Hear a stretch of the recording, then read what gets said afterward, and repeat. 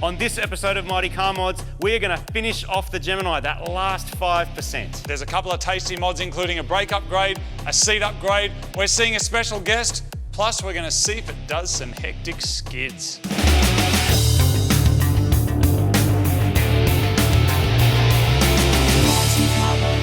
Welcome to another episode of Mighty Car Mods. Now, this incredible Gemini project kicked off because Marty used to deliver pizzas in a Gemini about 45 years ago. And we called out to Domino's on our other show, the Unicorn Circuit, and we said, hey, we'd like to build one of the most epic pizza delivery cars in Australia. Can you help us? They came to the party, they gave us some pizzas, they gave us some money to make it happen. But now it's time to do that last 5% and get this thing completely finished. Yeah, all that, what he said. We're going to start with brakes. Now I'm into the nitty-gritty and fine-tuning things on the Gemini.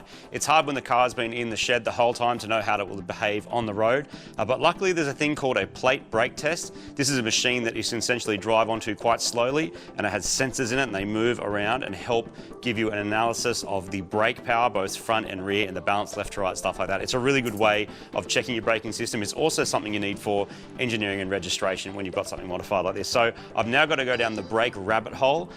When I tested the car, it passed, but only as okay, and we could see from those numbers that they weren't really where they needed to be. So in order to make it better on the road and safer, I've got to improve those numbers. A brake upgrade is also happening as well, which will give me much bigger front calipers. But in the meantime, what I need to sort out first is my proportioning. So what that means is the amount of power that the front brakes do and the amount of power that the rear brakes do to pull the car up needs to be improved. So on the car, there's one that comes with it. It's already sitting there. For whatever reason, because we have done a bunch of mods, upgrades, changed a whole bunch of things, that proportion is not quite right. The way to fix that is with a proportioning valve. So either one like this, which is non-adjustable, or you can get adjustable proportioning valves as well. People use these on race cars, but you can also use these on cars and then basically take away the adjustable side once you've dialed it in. So my plan is to be able to dial in the correct proportion front to rear. To do that, I'm going to need to make some new lines. Now, this is where all this stuff comes into it. This is stainless line. It's the prettiest by far. It's also the hardest because stainless is hard and quite hard to bend. Most of the time, people use a nickel-coated mild steel or what they call like Bundy tube, which looks like that. Either way, the size is all the same. It's 3/16. And then you've got these fittings which go over it, and then you've got a bunch of crimping tools that actually create these fittings. That's called a double flare. There's a whole bunch of different types. You need to make sure you do the right one for your car. Then the fittings that go on like that, and you end up with a brake line fitting that looks like that. This will look familiar if you've ever messed around with brake lines, but you can actually make them from scratch, but you have to do them properly. You have to use the right sort of machine. So I do have this tool here, which will make the flaring tool, and we are going to basically delete the factory one, install one, either of these, adjustable, non-adjustable, depending what the engineer wants, and that will improve the braking feel and make sure that the front is doing most of the work, which it needs to, and the back doesn't lock up first, because the worst thing that can happen is the back brakes lock up, they're skidding and they're spinning around and having a bad time. Even in the Gemini manual from back in the 70s, it pretty much explains that and tells you what the proportioning kind of should be and how it should behave and how to get there. So we can use modern technology and modern crimpers to do that really easily. We bend up a bunch of tube, we use a tube bender to do so, to get all the shapes right, and we delete the factory one and install one of these, and that should make the braking performance way better.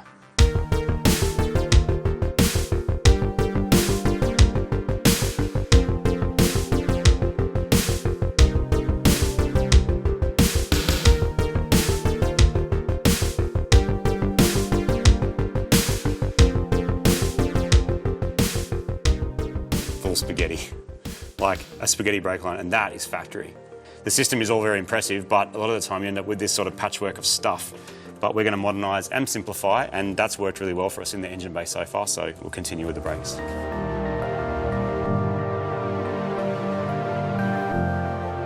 So what we have to do with our new proportioning valve is now join the dots. So it says here, front in, front out, rear out. The reason for that is you've got two channels on the front and the rear one is combined. Sometimes they're not combined, but that's the way it works for this particular one, which means this will work perfectly. So now, pretty much I have to connect the master cylinder outs here to the top of this for in, and then connect the three pipes here, which is front left, front right, and rear into the valve, which some of these pipes I may be able to reuse just by bending them a little, and some I will need to remake from scratch. Brake fluid is a bit nasty and it will eat your paint and dry out your hands, so gloves and plenty of cleaning is a good idea. It's worth mentioning there is no room for error here. The fittings must be perfectly sealed or you're going to have air in the system, which causes a squashy pedal and crappy braking. For one of the lines, I'm using a more portable flaring tool so I can reuse the factory one. It only needs to be a little bit shorter and then it will connect straight into the new valve, saving me a heap of time. So that job is all done. Basically one new brake line and then just adapting the other fittings to fit into the adjustable bias. Now if you had a race car, you'd probably leave it like that because you can tweak it. This is a road car, so that knob and the adjustability needs to be taken away once it's dialed in, but being able to dial it in on the plate brake tester with that is going to be excellent to make sure I have just the right amount of bias between front and rear. So next stop is a plate brake test.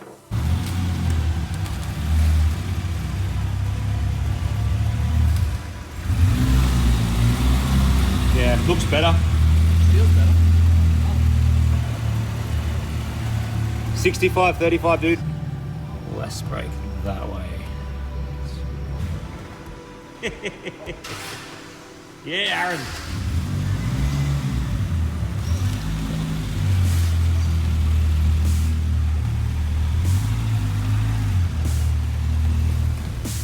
Now, while the car passed on the original brakes, when I got talking to the engineer, he said he'd like to see better braking numbers. After some research, I found that Holden Piazza discs and pads would fit the Gemini hardware and mean I wouldn't have to change wheels. Bigger brakes do usually mean a wheel diameter upgrade to fit them. Piazzas, or Isuzu Impulse as they're called elsewhere in the world, come with a 2-litre engine which matches my setup and should provide plenty of stopping power, all using factory parts. So what held up this brake upgrade from doing it straight away when we were building the car was I couldn't get bits. These are the last blanks that were in the country, and then the guys actually ground the J's into them? I guess that's what it is, or it could be a nose also. And now it looks like a nose, I'll never be able to unsee it. Anyway, this is the original ones as well, Piazza ones. You can actually see there's a very obvious thickness difference, and also the old pads were cooked as well, actually crumbling and coming apart. I couldn't get discs and I couldn't get pads, but it's the best upgrade you can do that fits under this size wheel. If you want to do bigger brakes, which you can do like a Commodore, you've got to go at least a 15-inch wheel, which should be fine, but the 14s look better. So I managed to get some pads. I had to get them out of the USA. And not only was I able to get lots and lots and lots of pads, I think I got every old stock pad that's in all of the United States of America. So I now have like 16 pads, of which I get to pick the best ones. Each pair was $7 each. And shipped here, it was like 60 bucks for more pads than I could ever need. So obviously I'm gonna put these up for other Gemini people who might be chasing them as well. But this looks like the best one, good amount of metal in there. The NEC stuff it comes with is completely dried up. Let's chuck them in.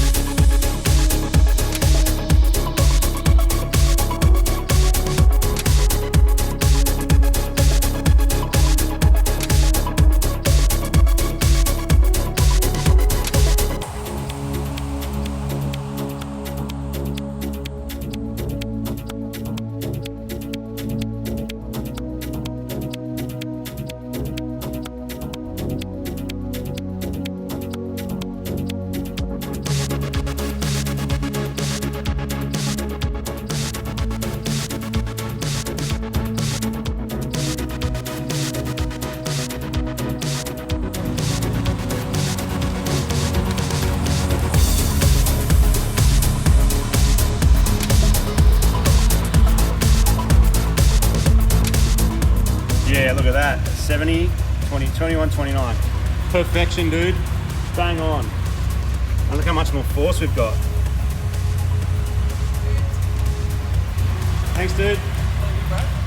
I've jumped through a bunch of hoops and plates are on. Now, I have had this plate on quite a few of my cars, but most importantly, it was my very first number plate I ever had on my very first car, which happened to be a Gemini just like this. Now, for the last 20 years or so, a guy called Don May has been the CEO of Domino's Australia. He was the one that greenlit this project in the first place, and turns out he used to deliver pizzas in a Gemini back in the 80s. So when he found out it was finished and he found out we're going to go do some deliveries, he said, "Can I come along?" So let's go. All right, Don, for the first time, here it is. Finished. Look at that. How gorgeous is that? It turned out so good. Oh my gosh. How cool. And so you delivered pizzas in a Gemini. Yeah, so my first car was a Tirana, but my first delivery car was a Holden Gemini. So I used to drive this bronze sandpiper with a red telephone on the top. Yeah. And I drove for 2 years. That car through floods in Deception Bay up in the north of Brisbane, you couldn't kill that car. And that sandpiper today, should I tell you what it'd be worth today in that condition or not? About 30 grand for us, which is unbelievable because I got my Gemini, I used to deliver pizzas in for like 2 or 3. I think people forget as well, like back then, because we get on our phones now and you just go order. Yeah, back then, like it was dial a thing. But even in the 80s, that was new, right? Yeah, so for us, Queenslanders, we call them Refidex. What was it in New South Wales? UBD or something? That, UBD. UBD. As a pizza delivery driver, you had to do area knowledge tests. Yes. So you had to know all the main roads and everything, which we don't do now because everyone's got GPS. But so you used to have to be a pizza delivery driver, you had to have an area knowledge test. And then you still had the Refidex in Queensland where you would quickly look at which exact house in the street and then you'd just head off, just from memory. This is, even in my time, this was pre-GPS and there was a giant map. Yes, and you had to and then there were some streets that were one ways and if you went the wrong way, your pizza delivery time would be 5 minutes more, which is a big deal with a hot pizza in the back. You don't want that. Oh. You want it hot and fresh, so you got to get a tip. 2 years, literally just driving around, delivering pizzas and... I liked it. I loved it. I liked it because it was like, I'm getting paid, I'm cruising around in my car, I just spent the money I earned anyway back on the car, which means every couple of weeks it would be a bit better. Yeah. But you know what, the Domino's I used to deliver for is actually not that far from here, so I thought, why don't we go and check it out? And it's a good reason to go for a cruise. Oh, I'd love the idea. Shall we? Fantastic. Why not? Let's do it. All right. You started as a delivery driver. Yep. But then did you open your own stores, or how did you get to the point where you were running stuff? So 2 years as a delivery driver, starting to be a school teacher, worked at Coles, worked at this business Silvio's. Got towards the end of my degree, realised I didn't want to be a school teacher. So I took a manager's job in the store, became a supervisor, operations manager and a small shareholder then eventually in that little business over about a 6-year period. And then in 93, we bought the Domino's brand in Australia out of its third liquidation. And I came down to Sydney, lived in Sydney between 93 and 95, running the Domino's business, and the founders of Silvio's were in Silvio's. And then in 95 we decided we wanted to become one brand, so we converted the Silvio stores to Domino's. And I went out and became a franchisee up in Brisbane, Sunshine Coast, Morayfield, Caboolture, all those sort of areas. And then after 5 years of building 17 stores, I then used the equity in those stores with another franchisee who was from Newcastle. We came in and we bought 20 then 25% of the company, and I became the CEO. Well, congratulations, because that's a very cool arc. I know everyone will hear that 30-second explanation and go, oh yeah, but that's decades of your life. March will be 38 years. Wow. And now we're in 12 markets, 3,800 stores. It's impressive. When I started we had 15 stores, and that business is 3,800 stores. How much of that do you attribute to the fact that delivery was a thing? Because a lot of restaurants, and this is the thing, I know these days you can get everything delivered. I know when I was delivering pizzas, even in the early 2000s, it was considered somewhat novel that, someone would bring you food in a car. Like, that's quite unique. Yeah, well, people believe that half of all retail will be delivered by 2030. And, we're the leader in QSR delivery, because most people still use third-party delivery. And they're all our drivers, as you know. And aside from pizza, what does it feel like to see something like that grow? Because I know from our point of view, we started on the driveway, making videos, and now we've able to do something like this, which is better than any car I could have ever imagined owning, when I first started. What's it feel like personally to see that grow? Like, what is it that excites you about seeing the growth? We employ over about 120,000 people around the world today. And most of them young, most of them started from the shop floor, and it's just amazing what people can do, And as an Australian company, one of the things I'm really proud of is that we bring all of these profits from overseas. A lot of people don't realise that. And so what do you like to drive around in these days? Obviously, it's not a Gemini. No. But maybe we need to get you back in one. But what's your weapon of choice at the moment? What do you like to get around in? I've got a Brabus. Oh, cool. G-Wagon Brabus. Nice. What is it about it? It's just raw. So I actually didn't think I'd like it because I'd been in one and it was a bit rough. And then my wife and my daughter said, oh, you got to get a G-Wagon, they're the coolest thing ever. Yeah, they are cool. They hate it. Well, my wife does. My daughter loves it. But I actually love it because it's just it's got that fine balance between technology and it's still quite raw. Actually, funny you say that. That's what I feel about this car. It's an old thing, but all the technology in it is as cutting edge as you can get for aftermarket. Yeah. And it's one of my favourite things. Like, it's noisier in here than it would be in a stock Gemini, but it's worth it. Yeah. You know what I'm saying? Before too long, we're back in my old stomping ground, a huge suburb right in the middle of Sydney, with hundreds of crisscrossing streets, many of which I still remember by name even after all this time.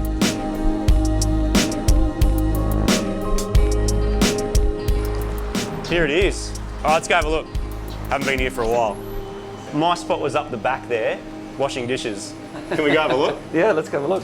So now we've got the screen for the digital ones, but back then there was a massive map. Yep. And you would come here and you would grab the stuff and go, right, how am I going to do it?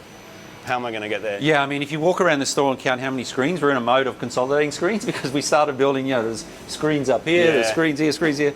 And it's just because we were bolting on technology and ideas. And as we go to the next generation, we can start consolidating. But yeah, that's our GPS driver tracker. That's cool. So when you went out on the road, the manager never knew when you'll come back. No. And even mobile phones then was like, calling was expensive. Yeah. You call your manager, it was like $5. Yeah. Good to see you. How you going, mate? What's going on? I used to work here. I used to work here 20 years ago. This was me back here. I'd be washing up all this stuff as it came out of the oven, cleaning them up, big giant stacks of them on trolleys. Yeah. And then when you weren't delivering, that was my job, cleaning up. This is a 4-minute oven. Yep. So our ovens back then we used to cook in 7 minutes 15. And this is my hack. It's probably not relevant now, but this is my hack, is that when you were like at the end of the shift, if the boss was like, yeah, you can make yourself a staffy one or whatever, then I would put it in, do it the full rack, and then push it back for another 2 minutes, and it would be like so crispy, probably beyond what it should be, but it was so good. That was your kind of pizza? That was my pizza hack, yeah. Just here, just straight back in. Yeah, we have mixers and sheeters, and literally we make dough at least 6 days a week. We can't use it in the first 12 hours because we're building up some maturity in it. Yes. But yeah, a lot of people think because Domino's is so prominent and fast, but you see every single pizza's made fresh to order, always fresh dough. Don, I got a couple of guys at workshops near me that are a bit hungry. Okay. And I did mention that we're going to be doing some driving around and going back to Domino's, and they just looked at me and they're like, are you bringing us lunch? And I didn't have a good answer for them, so I thought I'd ask you, are we bringing them lunch? We're bringing them lunch. Excellent. The franchise partner here, he's got to be pretty excited because he hasn't even opened in his normal opening time, and we've already placed a $1,082 order. So. We're feeding all of these guys. About that. Yes. Are you good to? Can you? Yeah, I got that. Yeah, I got that. I was a bit worried about. I told the boys that I'd bring them some pizza, but I kind of didn't think about the fact it'd be $1,000 worth of pizzas. Probably could put a coupon on that and reduce it a little bit. I'll just look for my coupon. Give me a sec. Yeah. Let's get my coupon. You got any coupons? How many do we go per box? Just as many as we can fit? Well, 4 because otherwise we start crushing the pizza. Yeah, good call. We can put some garlic breads on the side though. Yep. All right, she's on. The blue nearly matches, Don. Yeah. The Gemini I used to deliver in was a wagon, but in this little coupe, I am quickly running out of space. This can go in the front seat, and you might have to just make other arrangements. Okay. Sorry, Don. See you, mate. Pizza takes priority. See you there. Okay. I'll send you the address. Thanks, guys. I'm back on my old pizza route, except back in the day, I had 35 kilowatts. Now I have slightly more. Let me just say this Gemini is quite a bit more epic than what I used to have. But the feeling is the same. Driving your car around, making some money, bringing people some hot pizza. I wish I had the turbo noises back then, let me just say. Alright, clock's ticking. Can't bring the boys cold pizza.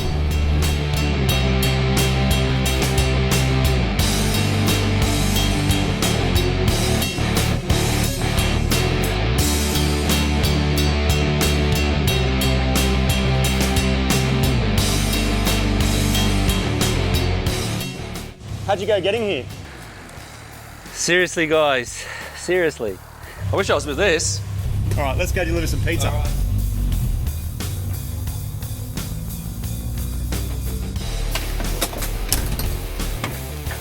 Right. You fellas hungry? There you go, boys. Lunch is on us today. You don't have a pizza down there. Come grab a pizza. All yours. How you going, boys? How you going, boys?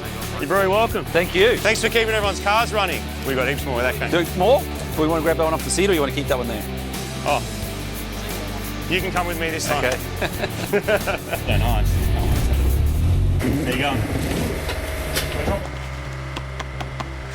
Like a pizza? Oh, thank you. You're welcome. You're very welcome. Enjoy. He was hungry too, look at that. It's nice to just brighten everyone's day a little bit, isn't it? Yeah. As promised, here's your pizza, mate. And what's happening with all those little Hyundais that you got in there? Charity event for Little Wings. Yep. For sick kids. Yep. And you look after all the cars for them? 21 cars. 21 different cars. And they race and raise money for charity. At the end of this month, they are. Just for that, Thank you. you get extras. Thanks, Lou. Good on you, Lachlan. Good to see you, man. Yeah, nice meeting you, Have a good Lachlan. day. Have a good day. Yeah. See you later. See you later. Nice to meet Yeah, nice to meet you as well. That is a whole boot of pizzas successfully delivered to some hungry mechanics. Okay. One of whom is raising money for charity. Yeah. Which I love that. Good on him. Good on you guys. See you later. He's got 21 Hyundai he sells, little race cars. Wow. And they do a race series down at Marulan. And yeah, it's all the money goes to charity. That was one of the most fun pizza delivery runs I've ever done. The Gemini performed flawlessly and everyone got a feed thanks to Don. Not bad. That was a success. Huge success. Look at those smiles on those faces. Yep. Happy people having their lunch or smoko, depending what you want to call it. I just hope that there's one left for me. That looks great. Yeah. Help delivers hope. What's this? Yeah, so the Domino's charity is what we call Mind and Meals, and we work with Headspace in Australia. Yep. You know, obviously mental health is a big issue, especially in the days of social media, and also Minds and Meals.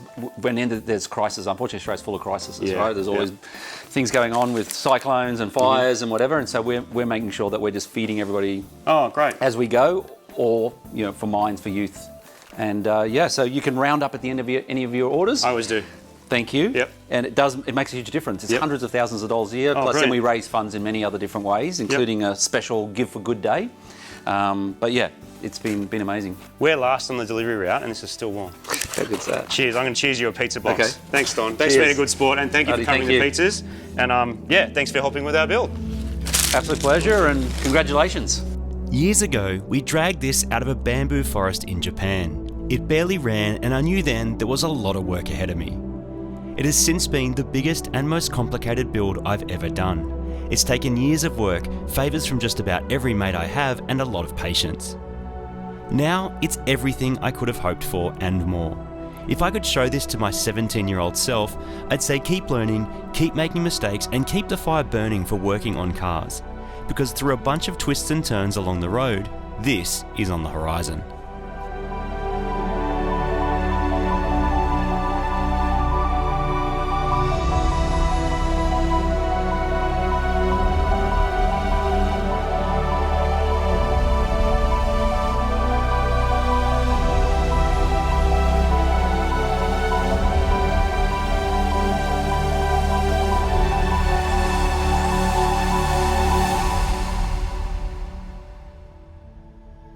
Time to take the Gemini for a skid on the wet skid pan. Because why not?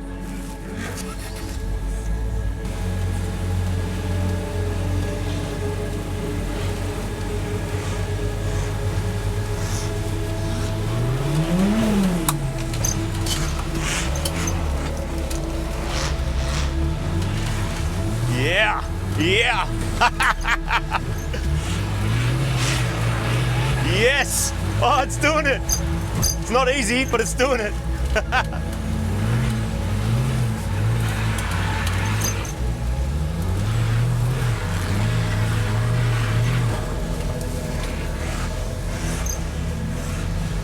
I'm doing everything to hold myself in, but it's actually going around really nicely. Really nicely. I absolutely need some better seats. Yes! This is great fun.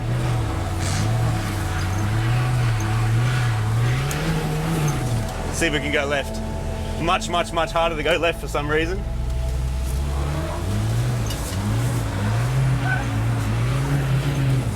Hey, hey!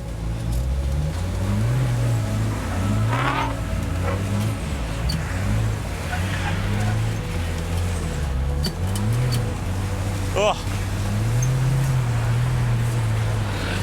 Yes. How good. The Gemini skids, people.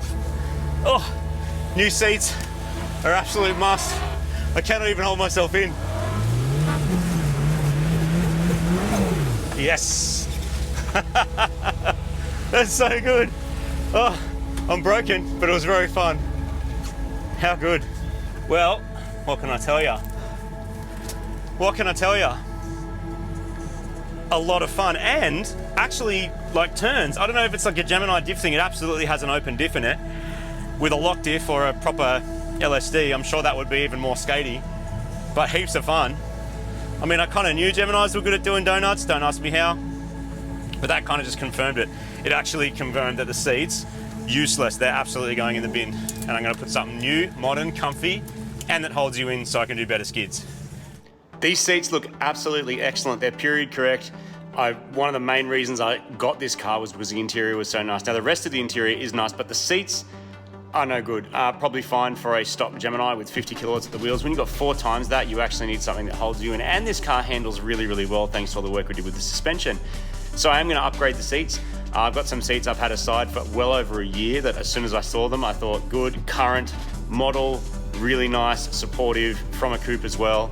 So that's what I'm going to throw in. They are from a current model 86, Toyota 86. They just have like black and grey, which I think will suit really well and will hold me in better. I realise I'm ruining some purity here, but the driving experience is going to be so much better because with this seat,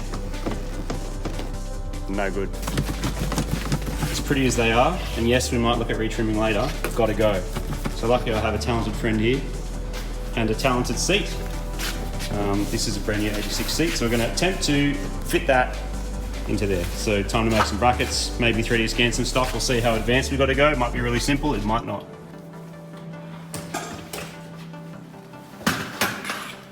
So there it is, same kind of theme, not vinyl, they are cloth.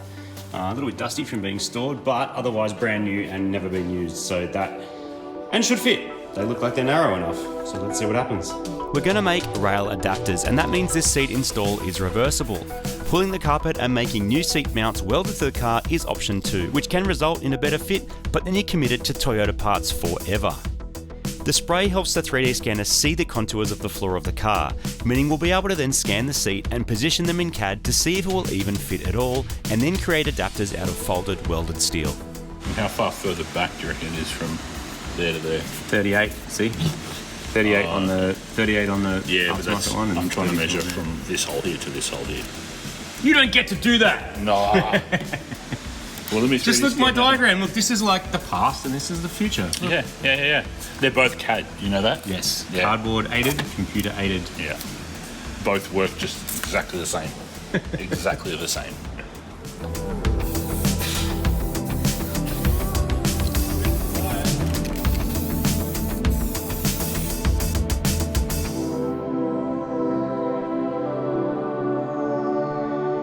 Miles has superimposed the seat on the top, and then we can actually see where all the like different bits and pieces go. So if you, oh, there you go, there's our bracket. So if you take away the seat, Miles, can we see the bracket? Yep. So there's a very basic image. You can see that we got our original holes there and the new holes there. And so the front will just make little triangulated brackets as well. So the good thing with this, we can X-ray the seat, so we can change the opacity of the seat so that it will, you can essentially see through it. So we can line it up to exactly where we want it to be, and then just make it 50% opacity, and just being able to like X-ray view it. And this way, if we had it where we were going to originally put it, it would have hit the trans tunnel at the front. So now we can just switch it around to move it to, so like up here. I know it's like very techie, but it does save so much heartache of having to make 6 different iterations, right? Yeah. So now we just... So we can probably do is, if you take that seat away again, we can make a version of this just to like test fit, just manually make one with your measurements, and then if it works, then do a like nice laser cut one or something. Yeah, something like that, Just turn off that seat. Do that. And then you just go seat on, seat off, seat on, seat off.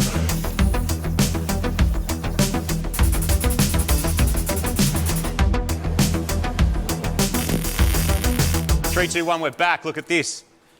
What was a dream is now a reality, and we have some prototype seat adapter mounts. We've also been consulting with our engineer friend about how it sits and where it sits, and to make sure that they're satisfied, because they have to check this stuff off, and basically it's got to have enough bends, enough strength in it, be a certain size, make sure it actually connects through to the floor of the car, so all the force is in the right position, but what we also need to do is make sure the seat actually fits. So we're going to consider this version 1. We're going to test it out with a seat and see what happens. How'd you go with it? Yeah, it's fine. We don't have the greatest of metalworking fab stuff in my shop, but enough to knock out a prototype. Enough to draw it, plasma cutter it, and then fold it, weld it up. It's pretty cool, man. It's enough. That's very cool. Enough. But yeah, no, it looks fine. There is a left and a right, although I didn't label them left and a right, so we're going to have a bit of an adventure. So the idea is we use some high tensile bolts. These are 8.8 bolts to go through into the factory mounts to mount this on. And same again, high tensile everywhere, generally when you're doing seats is the idea. Yep. So we're going to now test fit it and cross our fingers that it works.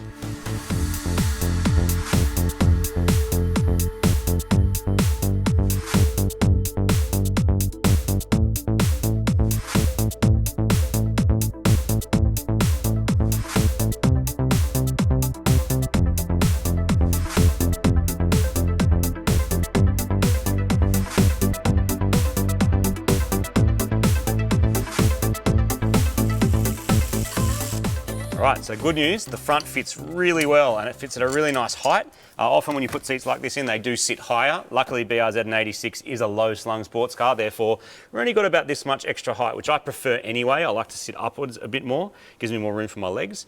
The front's really good. The back we have to work out if we've got this backwards left to right, and if not, then our hole's out by maybe 3 or 4 mil. That's why this is a prototype. We didn't go to all the effort to make this straight up. So I'm gonna rip the seat out, check this again and see if it's gonna work. Fits perfectly. Like millimetre perfectly. If that's not the best like demonstration of how we're in the future, scan, CAD, use your brain, bang. Freaking awesome. And not far off like what you could consider a production item. Like you strengthen that up, you make sure it's all good, you know, it ticks off all the safety boxes and you're onto an absolute winner there. That is so cool. Gonna keep going. We actually need to just trim a bit of the plastic on here because it fouls back there. And then that seat, just about good to go. The other side feels fine. The other side's got room. This side just needs a bit of a trim. So that's next.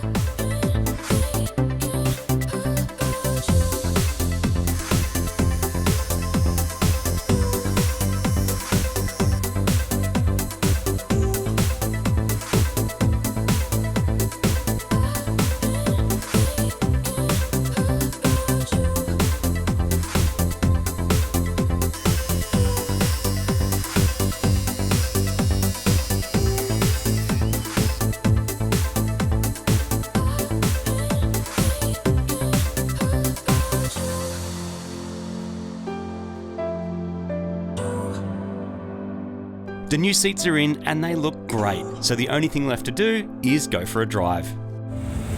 Feels good, huh? Feels great. Who'd have thought it was such an old car when it's just so linear and just ready to party. Wow. Whoa. Awesome, eh? And how it's geared, it's like really good for this sort of driving. Yes. Like 40, 50, 60 Ks an hour, you know, up to the highway, it's great. It's just like, feels really responsive and really tight. It feels very responsive. I'm all for the small turbos at the moment, man. Yep. Like I know they might not break the internet, Yep. but they definitely are like a funner kind of experience Completely on a small agree. capacity engine. I just think it's great. Completely agree. And also about sizing it right for what you want to do with it. Like this will spool up and party, or right now we can drive off boost and just cruise. Yeah. And these are small cars. They were never expensive cars. But what they did really well is they weigh less than a ton and they handle pretty well for their age and their era. Yeah. And it all feels like tight and new and like, but now if you wanted, the power's there. Yes. Like it's just really nice. And one of my favorite mods, I mean there's heaps, there's too many to list, but the seating position now for me, game changer. Feels great. Absolute game changer, like comfortable, supported, held in. On the skid pan, I was like falling out of the window. Yeah. And you know, it's need purity seats, it has to be vinyl. No, these are great. So what's your biggest takeaway from this whole build? I mean, you over 20 years ago with one of these cars compared to now, you've done it. What's the takeaway? There's just, everything has come so far. The technology is so good. We're in this sweet spot where like these cars still exist, you can still get them. And then you can apply all the sort of stuff that we did. You know, we can have power distribution modules and built engines and really just like do everything. And this is exactly what this is. This is a build where I've done everything I possibly can to make it as good as I possibly can. And the result is just like, it's just so fun. Yes. It's so fun. It's like, it's light, it's easy to throw around, it starts reliably. It's like a modern car in that way, but it has the old school look. And people really do look at it because you just don't see this stuff. Yeah. Do you? You don't see 240Zs on these cruising around. No. But you've done a great job, man. Thank you. Like, well done. And a big shout out to Domino's because they really did come to the party all those months ago when I'm like, hey, Domino's, do you want to help us do it? And they actually emailed and said, yep, and helped us pay for everything. Yep. So big ups. Thank you very much for that. The amount of time and money and parts and effort that it takes is astronomically higher than just, changing an exhaust or something. I'm not to say that that isn't like a really fun way to modify a car. This is the other extreme. This is not a show car, this isn't a concourse car, this isn't some crazy hot rod, but it's still magnitudes more work to do and very, very rewarding now. Yeah. Because from now on, this car, you hit pause on where this car is now, it's like, it's great. Yes. It's really, really cool, man, and very capable. Like, is it supercar fast? No, doesn't need to be. Yeah. Just old school cool. But is it faster than a 240Z, Martin? That's probably what we need to find out, right? I definitely have a weight advantage. Power, I don't know. But all I can say is it's the right era of car. Yeah. They're in both 70s cars, and I think it would be very, very interesting to find out over a range of challenges potentially. Well, I think we're going to find out, and you are going to find out too. Thank you very much for watching this epic series of Mighty Car Mods. If you do want to support the show, please go to mightycarmods.com and grab some merch. We'll ship it to you anywhere in the world. Great new stuff on there. Thank you very much to Domino's for getting behind us. Thank you. And now, Martin, we're on to some other builds. Absolutely. Back to some things that we both love. Yep. And so stay tuned. There's some big stuff coming, and see you next time. Bye.